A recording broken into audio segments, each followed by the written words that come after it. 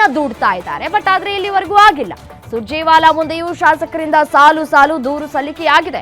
ಕಾರ್ಯಕರ್ತರು ಪಕ್ಷದ ಮುಖಂಡರಿಗೆ ಅವಕಾಶವನ್ನ ಕಲ್ಪಿಸುವುದಕ್ಕೆ ಮನವಿ ಮಾಡಿಕೊಂಡಿದ್ದಾರೆ.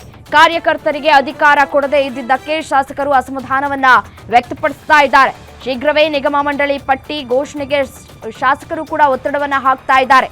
ವಲಯವಾರು ಶಾಸಕರ ಅಭಿಪ್ರಾಯದ ಬಳಿಕ ಈ ಪಟ್ಟಿ ಘೋಷಣೆ ಆಗುತ್ತೆ. ಶಾಸಕರ ಜೊತೆ ಸುರ್ಜೇವಾಲಾ ಸಭೆ ಬಳಿಕ ಪಟ್ಟಿ ಘೋಷಣೆಯಾಗುವಂತಹ ಸಾಧ್ಯತೆಗಳು ಕೂಡ ಇದೆ. ಮೊನ್ನೆ 40ರಿಂದ 42 ಜನ ಶಾಸಕರ ಜೊತೆ 1-to-1 ಮೀಟಿಂಗ್ ಮಾಡಿದ್ರು. 1-to-1 ಮೀಟಿಂಗ್ ಮಾಡಿ ಸಲಹೆಗಳನ್ನ ಕೂಡ ಪಡೆದುಕೊಂಡ್ರು. ಮತ್ತೆ ಅವರು ಒಂದಷ್ಟು ಬೇಡಿಕೆಯನ್ನ ಕೂಡ ಇಟ್ಟಿದ್ರು ಸುರ್ಜೇವಾಲಾ ಅವರ ಬಳಿ. ನೋಡಿ, ಸರಿಯಾಗಿ ಕೆಲಸ ಕಾರ್ಯಗಳಾಗ್ತಾ ಇಲ್ಲ. ಸಚಿವರುಗಳು ಕೂಡ ಸುಖಾಸುಮ್ಮನೆ ನಾವು ಏನು ಹೇಳಿದ್ರು ಕೂಡ ಕಿವಿಗೆ ಹಾಕೊಳ್ತಾ ಇಲ್ಲ ಅನ್ನುವಂತಹ ಗಂಭೀರ ಆರೋಪವನ್ನ ಕೂಡ ಮಾಡಿದ್ರು. ಮತ್ತೊಂದು ಕಡೆ ನಿಗಮ ಮಂಡಳಿಗೆ ಅಧ್ಯಕ್ಷ ಮತ್ತು ಉಪಾಧ್ಯಕ್ಷರ ನೇಮಕಗಳು ಕೂಡ ಆಗಿಲ್ಲ. ಇನ್ನೂ ಎಷ್ಟು ಸಮಯಾವಕಾಶ ಬೇಕು ಅಂತ ಹೇಳಿ ಪ್ರಶ್ನೆಯನ್ನ ಕೂಡ ಮಾಡಿದ್ರು. ಸುರ್ಜೇವಾಲಾ ಅವರ ಮುಂದೆಯೂ ಕೂಡ ತಮ್ಮ ಅಳಲನ್ನ ತೋಡ್ಕೊಂಡಿದ್ರು.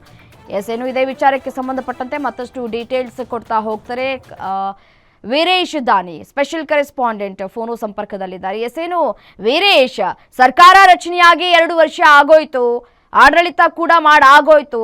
ಈಗ ಅಧ್ಯಕ್ಷ ಮತ್ತೆ ಉಪಾಧ್ಯಕ್ಷರ ನೇಮಕ ಮಾಡೋದಕ್ಕೆ ಯಾಕೆ ತಡವಾಗ್ತಾ ಇದೆ? ನಿಗಮ ಮಂಡಳಿಯಲ್ಲಿ ಅಧ್ಯಕ್ಷ ಉಪಾಧ್ಯಕ್ಷರ ನೇಮಕ ಮಾಡೋದಕ್ಕೆ ತಡ ಯಾಕೆ ಆಗ್ತಾ ಇದೆ? ಪಟ್ಟಿ ರೆಡಿ ಇದೆ ಅಂತ ಹೇಳ್ತಾರೆ. ಪಟ್ಟಿ ರೆಡಿ ಇದ್ರೆ ನೇಮಕ ಮಾಡ್ಬೋದಲ್ವಾ? ಯಾಕಿಷ್ಟು ತಡ ಅಂತ ಹೇಳಿ. ಖಂಡಿತವಾಗಿಯೂ ರಮ್ಯಾ, ಆ ಪ್ರಶ್ನೆ ಇದೀಗ ಎಲ್ಲ ಕಾಂಗ್ರೆಸ್ ಕಾರ್ಯಕರ್ತರು ಮತ್ತು ಮುಖಂಡರ ಪ್ರಶ್ನೆ ಆಗಿರುವಂತದ್ದು. ಯಾಕಂತಂದ್ರೆ ಕಾರ್ಯಕರ್ತರು ಮತ್ತು ಮುಖಂಡರುಗಳು ಎಲ್ಲರೂ ಸಹ ನಮ್ಮ ಸರ್ಕಾರ ಬಂದ್ರೆ ನಮಗೆ ಒಂದಿಷ್ಟು ಅವಕಾಶಗಳು ಸಿಗುತ್ತೆ, ಅಧಿಕಾರ ಸಿಗುತ್ತೆ ಅಂತ ಹೇಳಿ ಉತ್ಸುಕರಾಗಿ ಸರ್ಕಾರವನ್ನ ಅಧಿಕಾರಕ್ಕೆ ತಂದಿದ್ರು. ಆದ್ರೆ ಸರ್ಕಾರ ಅಧಿಕಾರಕ್ಕೆ ಬಂದು 2 ವರ್ಷಗಳು ಕಳೀತಾ ಬಂದರೂ ಸಹ ಇದುವರೆಗೂ ಸಹ ಕಾರ್ಯಕರ್ತರು ಮತ್ತು ಮುಖಂಡರುಗಳಿಗೆ ಅಧಿಕಾರ ಸಿಗ್ತಾನೆ ಇಲ್ಲ. ಇದು ಸಾಕಷ್ಟು ಆಕ್ರೋಶಕ್ಕೆ ಕಾರಣವಾಗ್ತಾ ಇರುವಂತದ್ದು.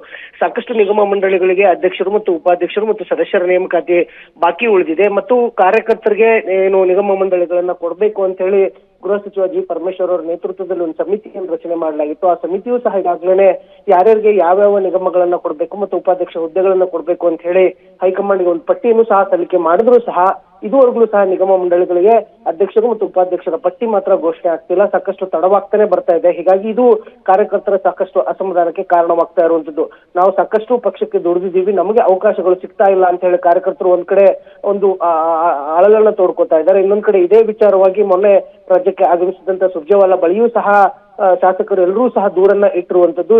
ಸುರ್ಜೇವಾಲಾ ಅವರು ಸಹ ವಲಯವಾರು ಶಾಸಕರ ಅಭಿಪ್ರಾಯ ಸಂಗ್ರಹಣೆ ಬಳಿಕ ಪಟ್ಟಿಯನ್ನ ಘೋಷಣೆ ಮಾಡ್ತೀವಿ ಅನ್ನೋ ಒಂದು ಭರವಸೆಯನ್ನ ಕೊಟ್ಟಿರುವಂತದ್ದು. ರಮ್ಯಾ, ರೈಟ್, ಥ್ಯಾಂಕ್ ಯು ತಮ್ಮೆಲ್ಲ ಮಾಹಿತಿಗಾಗಿ ವೀರೇಶ್.